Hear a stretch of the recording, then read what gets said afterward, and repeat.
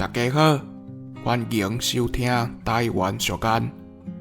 今仔日要甲大家介绍的俗谚是“草蜢仔人加工”。这句话后壁还佫有一句“加工必卜跳”。其实这是一块台湾歌谣，在中南地区是一个真有代表性的广告民谣。伫咧歌词内底，草蜢仔是在讲少女，加工是代表风流，爱创治草蜢仔的老人。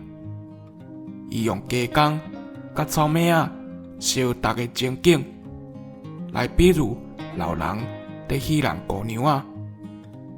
查甫人食老，还佫会对姑娘仔美个想做散开、搬喙花，这敢是表示身体健康、个性乐听咧？这句话是后来用来比喻毋知轻重，用鸡卵牵石头的意思。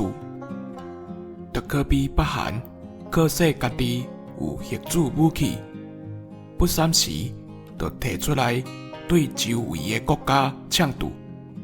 我甲周围的国家，甚至美国，拢对伊真不满。这款行为，咱就会使讲是草蜢仔人加工。